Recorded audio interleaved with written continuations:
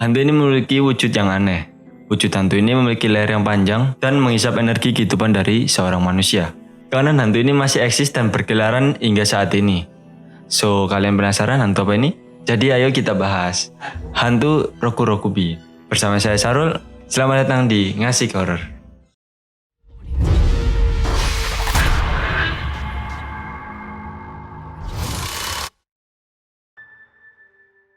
Nah, buat kalian yang belum tahu hantu Rokurokubi ini apa, sebenarnya hantu Rokurokubi ini cukup terkenal di kalangan masyarakat maupun masyarakat Jepang ataupun orang di luar Jepang, karena hantu ini cukup terkenal dan cukup identik penampakannya, yaitu adalah seorang wanita yang lehernya bisa memanjang dan bisa menghisap energi dari seorang manusia. Kalau kalian pernah nonton kartun hantu-hantu Jepang, itu biasanya mereka sering banget digambarkan atau muncul di beberapa scene-nya. Yaitu kayak wanita yang, wanita pada umumnya, tapi tiba-tiba lehernya bisa panjang. Nah, untuk asal-usul dari penggambaran Rokurokubi ini cukup banyak. Tapi dari semua versi yang mengenai Rokurokubi ini, tentu saja yang paling terkenal adalah setan penghisap jiwa manusia. Rokurokubi ini akan menyamar sebagai wanita biasa di siang hari. Namun di malam hari ia akan bergentayangan dengan leher panjangnya yang menjuntai siap memburu para korbannya. Dengan wajahnya yang dihiasi senyum menakutkan, hantu ini menghisap jiwa sang korban hingga meninggal. Sebenarnya kisah dari Rokurokubi ini sudah ada sejak periode Edo, yaitu periode kekaisaran kuno Jepang, seperti zaman samurai gitu. Dia itu sudah ada.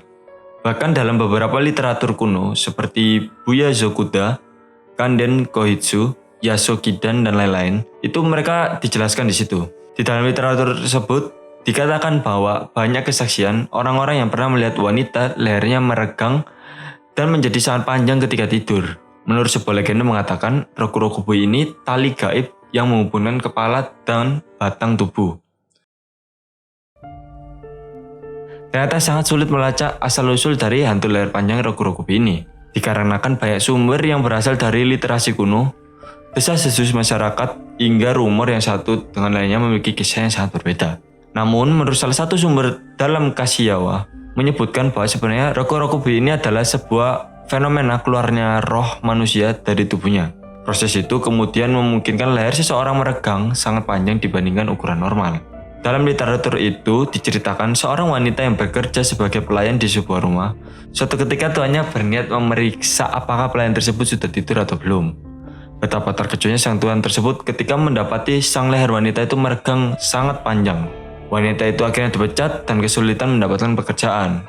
Proses meregangnya leher dikatakan sebagai bagian dari fenomena keluarnya jiwa dari tubuh manusia.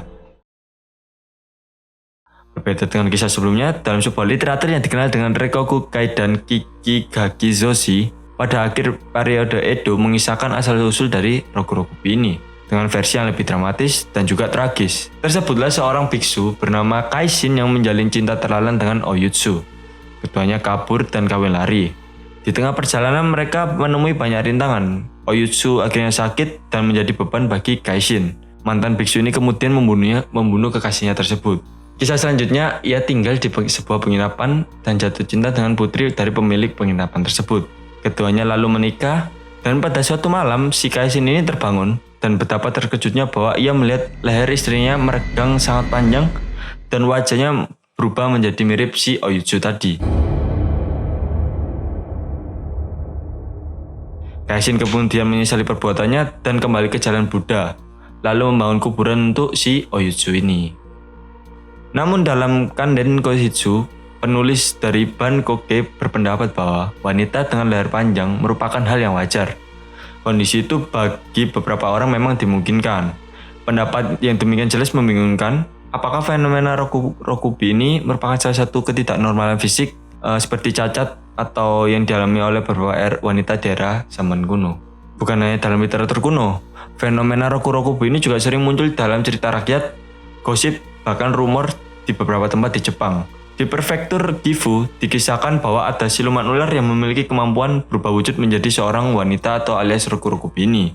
Kisah lainnya yang cukup populer pada tahun 1810, di salah satu tempat ada sebuah rumah pertunjukan yang mempertontonkan manusia berleher panjang yaitu Rokurokubi ini. Hal ini memang perlu penelitian lebih lanjut, Namun yang cukup menarik dari beberapa kisah ini adanya suatu pemahaman bahwa mungkin pada suatu zaman di Jepang kuno cukup banyak orang yang mengalami fenomena memanjangnya leher ini. Jadi itu kayak sebuah perubahan fisik atau semacamnya gitu. So, untuk pembahasan Rokurokubi sampai sini dulu, dan besok mungkin di video selanjutnya kita akan bahas tentang hantu yang katanya mirip dengan hantu Rokurokubi ini. Hantu ini ya nantilah bisa kita bahas di video selanjutnya. So, untuk video kali ini sampai sini dulu. Jangan lupa untuk subscribe, like, dan komen juga. Kalau kalian mau request kita mau bahas apa, bisa komen di bawah atau DM di Instagram kita. So, see you on next video. Bye-bye.